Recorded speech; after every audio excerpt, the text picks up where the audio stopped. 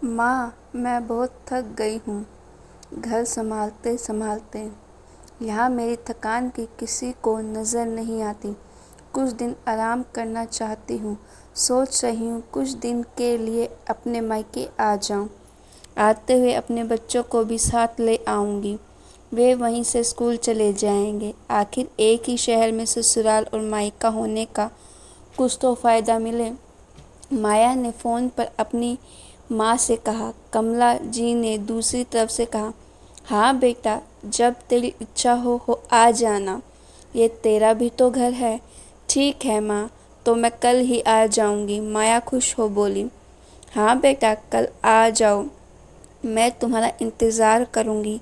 अभी मैं फ़ोन रखती हूँ, मुझे मंदिर भी जाना है। कमला जी ने फ़ोन रख दिया और सीधे किचन में गई।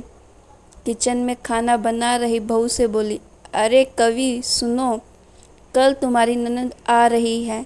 आज बाजार जाकर फल सब्जी और मिठाई ले आना।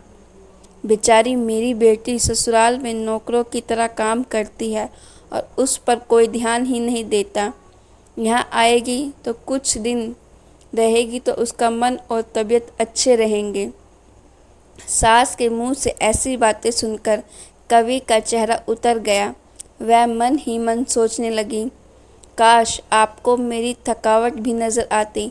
मैं भी दिन रात झाड़ू पोछा बर्तन खाना बनाना मार्केट जाना और हर वह काम करती हूँ जिससे हमारे परिवार वालों को कोई दिक्कत ना हो। काश आप मुझ पर भी ध्यान दे पाते। आपकी बेटी तो जब मन में आता है तब यहाँ आ जाती है, लेकिन मैं साल में एक ही बार ही अपनी माँ के पास जाती हूँ, तब भी आपको प्रॉब्लम होती है। मैं भी इंसान हूँ, मेरा भी मन है। मुझे भी लगता है मैं अपनी माँ के पास जाकर थोड़ा आराम करूँ, सुख दुख की दो चार बातें करूँ, अपना मन हल्का करूँ। भगवान अब तुम ही कुछ करो ताकि मेरी सास की आंखें खुले और उसे मेरी थकावट भी नज़र आए।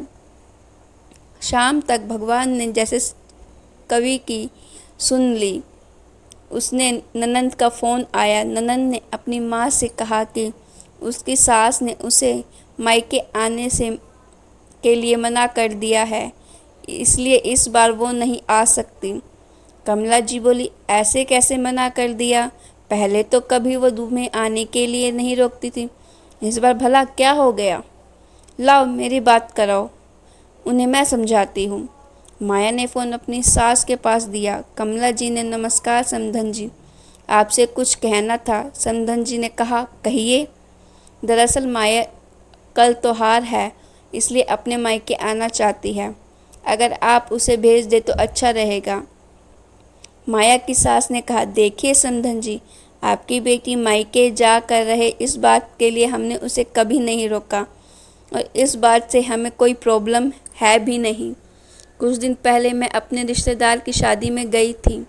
वहाँ आपकी बहू कवि की माता जी से मिलने का मौका मिला।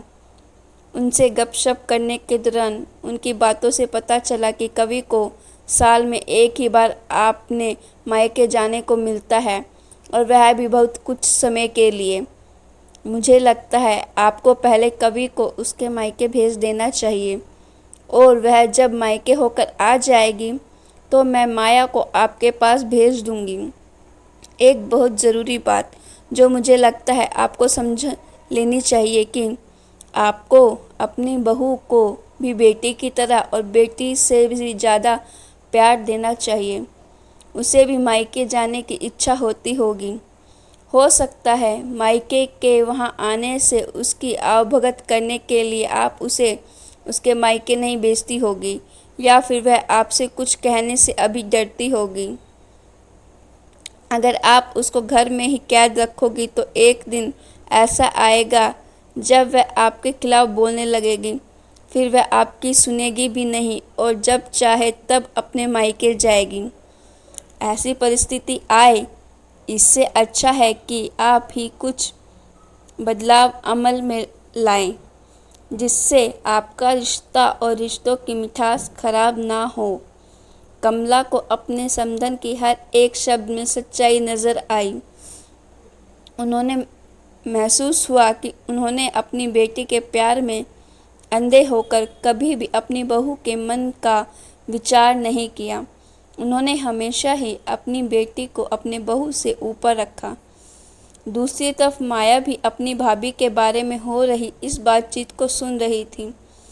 उसने भी रियलाइज़ किया कि वह कभी भी अपनी भाभी के साथ ठीक से बात नहीं करती और जब जब वह अपने मायके जाती तो भाभी थोड़ा उदास रहती है। कमला जी ने अपनी बहू को बुलाया और उससे कहा कि कवि कुछ दिनों के लिए माया नहीं आने वाली है, इसलिए पहले तुम अपने मायके होकर आओ।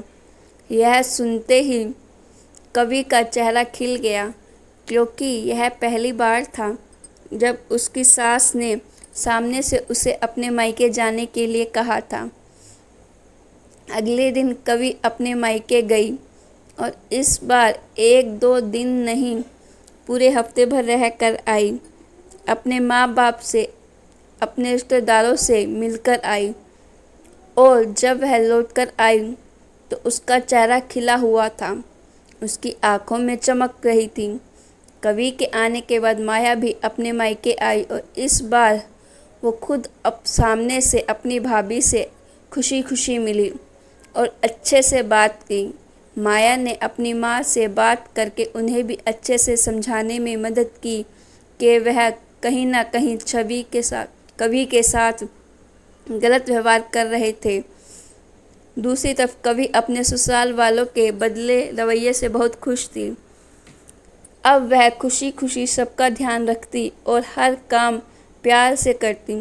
वह ध्यान रखती कि कोई भी ऐसी बात या काम न करे जिससे घर में तनाव का माहौल पैदा हो। कमला जी ने अपनी बहू को खुद ही समय समय पर मायके भेज दिया करती।